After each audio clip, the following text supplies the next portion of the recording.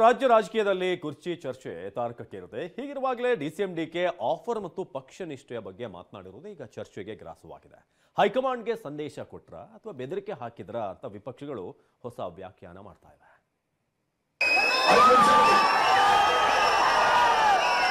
ನನಗೆ ದೆಹಲಿಯಿಂದ ಫೋನ್ ಬಂತು, ಬಿಜೆಪಿಯಿಂದ ಯಾರಿಂದ ಬಂತು ನಾನು ಹೆಸರು ಬೇಡ, ನೀವು ಡೆಪ್ಟಿ ಸಿಎಂ ಆಯ್ತೀರಾ ಇಲ್ಲ ಜೈಲ್ಗೆ ಹೋಗ್ತೀರಾ, ಎರಡರೊಂದು ಆಯ್ಕೆ ಮಾಡಬೇಕು. ನಾನು prefer a jail then becoming a deputy chief minister.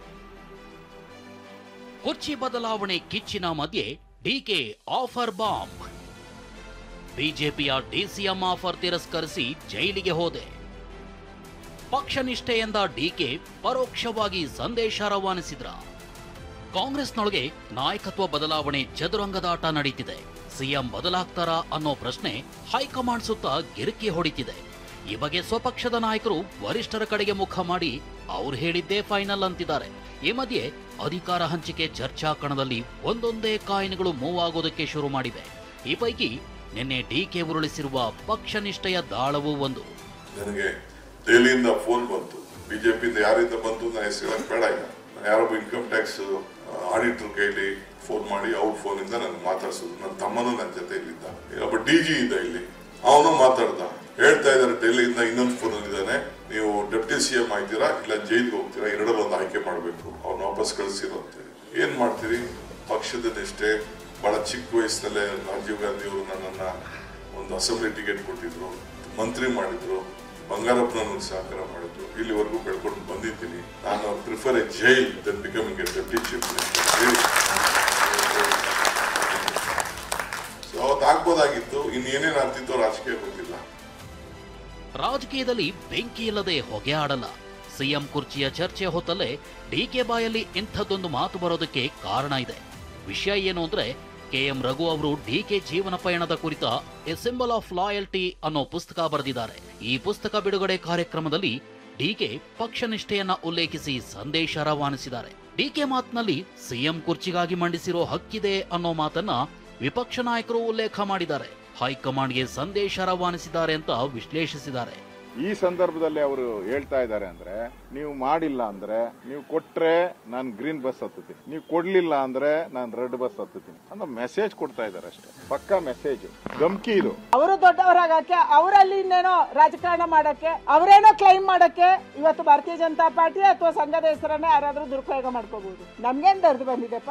ಇದು ಕಾಂಗ್ರೆಸ್ ಪಕ್ಷವನ್ನ ಬ್ಲಾಕ್ ಮೈಲ್ ಮಾಡುತ್ತಿದ್ದಾರೆ ಅಂತ ನನಗನ್ನಿಸ್ತದೆ. ಯಾಕಂದ್ರೆ ಮುಖ್ಯಮಂತ್ರಿ ಆಸೆ ಇಟ್ಕೊಂಡಿರೋರು ಹಲವು ತಂತ್ರಗಳನ್ನ ಹೂಡ್ತಕ್ಕಂಥದ್ದು ಸಹಜ.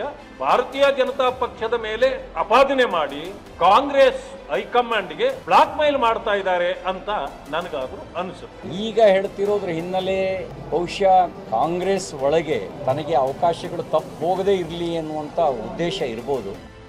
ಇಷ್ಟು ಮಾತ್ರವಲ್ಲ, ಡಿಕೆರನ್ನ ಕರೆಯೋ ದರ್ದು ನಮ್ಮ ಪಕ್ಷಕ್ಕಿಲ್ಲ ಅನ್ನೋದು ಶೋಭಾ ಕರಂದ್ಲಾಜೆ ಅವರ ಮಾತು. ಆದ್ರೆ ಸಚಿವ ಪ್ರಿಯಾಂಕ್ ಖರ್ಗೆ ನಿಮ್ಮಲ್ಲಿರೋ ಅರ್ಧ ಜನ ಕಾಂಗ್ರೆಸ್ನವರೇ ಅಂತ ತಿರುಗೇಟು ಕೊಟ್ಟಿದ್ದಾರೆ. ನಮ್ ಭಾರತೀಯ ಜನತಾ ಪಾರ್ಟಿಗೆ ಅವರನ್ನು ಕರ್ಕೊಂಡು ಬಂದು ಡಿಸಿಎಂ ಮಾಡುವಂತ ದರ್ದು ಬಂದಿಲ್ಲ. ಅದಕ್ಕಾಗಿ ನಿಮ್ಮನ್ನ ಕರ್ಕೊಂಡು ಬಂದು ಇಲ್ಲೇನೋ ನಾವು ಮಾಡ್ಬೇಕನ್ನುವಂಥದ್ದು ಯಾವತ್ತೂ ಬಂದಿಲ್ಲ. ಪಾರ್ಲಿಮೆಂಟ್ ಅಲ್ಲಿ ನೋಡಿ, ಅರ್ಧ ಕಾಂಗ್ರೆಸ್ ನಲ್ಲಿ ಇದ್ದವ್ರೆ ಅಲ್ವಾ ಇರೋದಲ್ಲಿ, ಹೌದಾ ಇಲ್ಲ ಹೇಳಿ?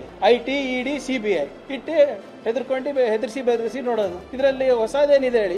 ಇಷ್ಟೆಲ್ಲ ಆಗ್ತಿದ್ದಂತೆ ಸ್ಪಷ್ಟನೆ ಕೊಟ್ಟ ಡಿಕೆ ಶಿವಕುಮಾರ್ ಬಿಜೆಪಿಯಿಂದ ಕರೆ ಬಂತು ಅಂತ ಹೇಳಿಲ್ಲ, ಬಿಜೆಪಿಯವರು ಜೈಲಿಗೆ ಹೋಗಿ ಅಂತ ಹೇಳಿಲ್ಲ, ಆಫೀಸರ್ ಕಡೆಯಿಂದ ಆಹ್ವಾನ ಬಂದಿತ್ತಷ್ಟೇ ಅಂದಿದ್ದಾರೆ.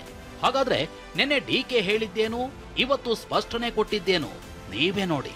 ನನಗೆ ದೆಹಲಿಯಿಂದ ಫೋನ್ ಬಂತು, ಬಿಜೆಪಿಯಿಂದ ಯಾರಿಂದ ಬಂತು ನಾನು ಹೆಸರು ಬೇಡ, ಬಿಜೆಪಿಯಿಂದ ಯಾರಿಂದ ಬಂತು ನಾನು ಹೆಸರು ಬೇಡ, ಯಾರೊಬ್ಬ ಇನ್ಕಮ್ ಟ್ಯಾಕ್ಸ್ ಆಡಿಟರ್ ಕೈಲಿ ಫೋನ್ ಮಾಡಿ ಅವ್ರ ಫೋನ್ ಇಂದ ನನ್ಗೆ ಮಾತಾಡ್ಸೋದು. ಅವರೆಲ್ಲ ಆಫರ್ ಕೊಟ್ಟಿದ್ರು, ಆಫೀಸರ್ ಕೊಟ್ಟಿದ್ದು ಅಂತ ಹೇಳಿದ್ದೇನೆ, ನಾಯಕರೆಲ್ಲ ಆಹ್ವಾನ ಮಾಡಿದ್ರು ಅಷ್ಟೇ. ಆಫೀಸರ್ ಕೊಟ್ಟಿದ್ರು ಅನ್ನೋದನ್ನ ನಾನು ಹೇಳಿದ್ದೇನೆ. ಬಿಜೆಪಿ ನಾಯಕರು ಜೈಲು ಹೋಗು ಅಂತ ಯಾರು ನನಗೆ ಹೇಳಿಲ್ಲ. ಬಿಜೆಪಿ ಹೇಳಿದ್ದಾರೆ, ನಾನು ಹೇಳಿದ್ದೇನಲ್ಲ, ಹೆಸರು ಹೇಳಿದಾಗ ಡೆಸಿಗ್ನೇಷನ್ ಹೇಳಿದ್ದೇನಲ್ಲ. ನಾಯಕರ ಪ್ರತಿ ನಡೆಯ ಹಿಂದೆ ರಾಜಕೀಯ ಉದ್ದೇಶ ಇರೋದು ಸರ್ವೇ ಸಾಮಾನ್ಯ. ಕಾಂಗ್ರೆಸ್ನ ಒಂದು ಬಣ ಸಿಎಂ ಬದಲಾವಣೆ ಇಲ್ಲ ಅಂತಿರೋ ಹೊತ್ತಲ್ಲೇ ಡಿಕೆ ಪಕ್ಷ ನಿಷ್ಠೆಯ ಮಾತು ಕುತೂಹಲ ಕೆರಳಿಸಿದೆ. ಡಿಕೆ ಒಂದೇ ಕಲ್ಲಿನಲ್ಲಿ ಎರಡು ಹಕ್ಕಿ ಹೊಡೆದ್ರು ಅಂತ ವಿಶ್ಲೇಷಣೆಗಳು ನಡೀತಿವೆ. ಅನಿಲ್ ಕಲ್ಕೆರೆ, ಟಿವಿ9 ಬೆಂಗಳೂರು.